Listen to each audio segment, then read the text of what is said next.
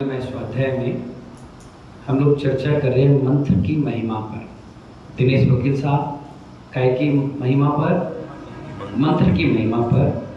आचार्य भगवान कहते हैं तेरी एक आंख सम्राट की तो दूसरी आंख मंत्री की होना चाहिए। रानू भाई अपने पास आंख कितनी है? दो। तो एक सम्राट की आंख होना चाहिए और दूसरी आंख मंत्री की होना चाहिए। नाक दो हैं, एक है, उसमें छिद्र दो हैं, है ना? एक सूर्य और एक चंद्रमा, दो प्रकार के छेद हैं। तो एक से सम्राट बनकर जीना चाहिए और दूसरे से मंत्री बनकर जीना चाहिए। अगर दो हाथ हैं आपके पास तो एक सम्राट का हाथ होना चाहिए और एक मंत्री का हाथ होना चाहिए। ये कौन बता रहा है? ये आचार्य भगवान कह रहे हैं। दो प्रकार की व्यवस्था बता रहे हैं। आंख दो है तो एक सम्राट की आंख से देखना चाहिए और दूसरी आंख से मंत्री की। नाक एक है, दो छिद्र है सांस लेने के लिए, तो एक मंत्री की एक सम्राट की। दो हाथ है तो एक मंत्री का एक सम्राट का। मंत्र के अभाव में मुनि नहीं बन सकते। क्या कह रहे हैं आचार्य? मंत्र के अभाव में दीपक भाई क्या नहीं बन सकते? मुनि नहीं बन सकते। क्यों नहीं बन सकते? जब संस्कार करे जाते हैं तब मंत्र के ही संस्कार करके मुनि बनाए जाते हैं। गुप्ता जी क्या समझ में आया? बिना मंत्र के कोई मुनि नहीं बन सकता। मंत्र के अभाव में कोई पत्थर भगवान नहीं बन सकता। प्राकुल क्या कहा? बिना मंत्र के कोई पत्थर भगवान नहीं बन सकता। मंत्र के अभाव में संसार का शासन चल नहीं सकता। बिना मंत्र के कोई गुरु मंत्र होता है, कोई व्यापार का मंत्र होता है, कोई जीवन जीने का मंत्र होता है, कोई परमात्मा का मंत्र होता है। मंत्र के अभाव में जिन शासन भी नहीं चल सकता, क्योंकि बिना नमोकार मंत्र के कौन आगे बढ़ेगा? बचपन में जन्म हुआ तब नमोकार, बड़े हुए 45 दिन के तब विमल भाई नमोकार मंत्र। जब स्कूल गए पहले दिन तो मम्मी कह रही बेटा नमोकार मंत्र पढ़ो। पास हो गए तब नमोकार मंत्र, शादी हुई तब नमोकार मंत्र। जीवन किससे चल रहा?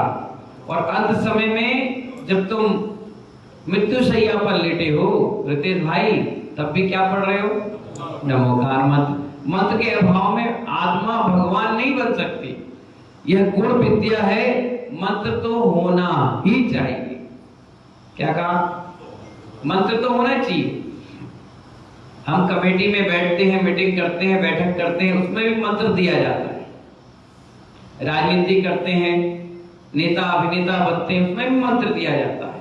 कोई डॉक्टर है, कोई वकील है, कोई बिजनेसमैन में उसको सिखाया जाता है, वो भी एक मंत्र है। यानी कहा जाता है मंत्र एक विद्या है, बहुत बड़ा गूढ़ रहस्य है। इसको जो समझ लेता है वही मंत्र वेदता बन जाता है और वही आगे निकल पाता है। आचार्य कहते हैं इसीलिए भैया जो सांप के डसे जाने के जहर को उतारने का मंत्र जानता है वह दोनों हाथों में सांप को लटकाए लटकाए घूमता है।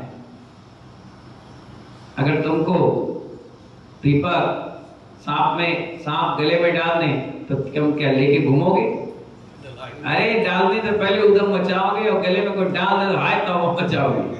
अरे सांप, अरे सांप, अरे सांप। और वही तुम्हें सांप का जहर उतारने का मंत्र या पकड़ने का मंत्र मालूम हो तो फिर ऐसे पकड़ गले में डाल घूमते रहोगे। लोग कहे दीपक तेरे गले में सांप? अरे पागल, इसका मंत्र मुझे मालूम है। सांपों को मैं पकड़ लूंगा। अंदर से आत्मविश्वास है। काय के लिए? ब्रजभूषण जी काय के लिए? हमें मंत्र मालूम है सांप को पकड़ने का। जो सांप को डसे जाने के जहर को उतारने का मन जाता है वह दोनों हाथों में सांप को लटकाए मिलेगा, भयभीत नहीं होगा। जो मंत्र नहीं जानते वह सांप को टोकरी को देखकर दूर से भाग जाएंगे। क्या भाग जाएंगे? किसी ने टोकरी रख दी और कहा में सांप है तो उस रास्ते में नहीं आएंगे। अरे भाई साहब हमें बख्शो यार, हम नहीं झेल पाएंगे, तुम जानो, हम तो दूर है। निकल जाएगा और 10-50 कदम दूर भाग जाएंगे। क्यों? क्योंकि उनके पास वो सांप को पकड़ने का या जहर को उतारने का मंत्र नहीं है। ऐसे ही जिस योगी को मंत्र आता है, क्या कहा? जिस योगी को मंत्र आता है वह संसार में नग्न घूमता है। क्या कह रहे हैं? जिस व्यक्ति को ये मंत्र आता है वो संसार में नग्न घूमता है। जिसको मंत्र नहीं आता वो कपड़े पहनकर भी रोता है। क्या कह रहे हैं आचार्य? जिसको मंत्र आता है तो संसार में घूमता है नग्न, और जिसको मंत्र नहीं आता, प्रदीप भाई, प्रदीप नाम है, ललित भाई, वो क्या करता है? कपड़े पहने पहने भी रोता है। आचार्य कहते हैं जिसको कालिया नाग का जहर उतारने का मंत्र आता है, सबसे भयंकर नाग कौन होता है? कालिया नाग, जिसे आप कहते हैं शेष नाग। क्या कहते हो? जो पिक्चरों में दिखाया जाता है उससे भी खतरनाक। वो देख ले तो लोगों के पसीने छूट जाए, इतना जहरीला, और काट ले तो पानी ना मांगे आदमी। 5-10 मिनट में किस्सा खत्म। डॉक्टर भी कहता है कौन सा सांप काटा? पनियल, नाग, कोबरा, किंग कोबरा, काला नाग, कई प्रकार के रहते हैं ना, तो उस प्रकार। तो आचार्य भगवान बता रहे हैं जिसको कालिया नाग का जहर उतारने का मंत्र आता है वो बामी में हाथ डाल सकता है। क्या? कई प्रकार के मंत्र होते हैं। जैसे मधुमक्खी है, मधुमक्खी है, अगर वो छत्ता है, आप नहीं छेड़ोगे उसको तो काटती है? नहीं काटती। एक भी मधुमक्खी को आपने छेड़ा, आप लोग के अंदर यूनिटी नहीं है, उनके अंदर इतनी यूनिटी है, एक भी मधुमक्खी को छेड़ा, उसने अपनी आवाज से सबको बुलाया और उसी आदमी के पीछे पड़ती जिसने उनको छेड़ा और डंक लगाती है, ऐसे सूजन करती है, ऐसे आदमी भागता है। एक बार एक व्यक्ति को इस मधुमक्खी के छत्ते में हाथ डालने का मंत्र मिल गया।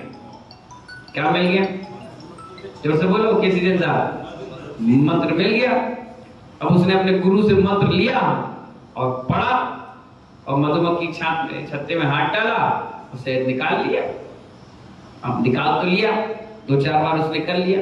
अब दोस्तों में गया तो उसको पावर आ गया। मैंने बताया ना, जिसको सांप पकड़ने का मंत्र मालूम है तो गले में डाल के घूमेगा, वो क्यों डरेगा? तो ऐसे ही उसने क्या किया, मधुमक्खी पकड़ने का मतलब वो निकालने का उसको मंत्र मालूम था। अब उसने पढ़ के निकालता था, तो दोस्तों में शर्त लग गई। बोले मधुमक्खी की छत्ता है, दूर रहो भैया। अरे तो क्या जानता है, मैं 2 मिनट में निकाल लूंगा। तो हमने कहा अच्छा, लगे शर्त। बोले हो लगा लो, लगाओ 500 की। बोले ठीक है लाओ 500। बोले तुम भी रखो। तीसरे 3rd पे रख दिया कि भैया देखो ईमानदारी से जो जीत जाए उसे 1000 दे देना। उन्होंने कहा ठीक है। अब भाई साहब गए, पेड़ पर चढ़े और मंत्र पढ़ते हुए जैसे ही हाथ डाले मंत्र भूल गए।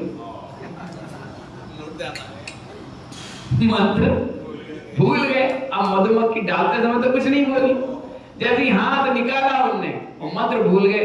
एक मधुमक्खी छिड़ गई उनसे, बस ऊपर से नीचे तक लाल काट काट के। वो व्यक्ति पैजामा उतार के भाग रहा है, बचाओ बचाओ बचाओ। लोग कह रहे 500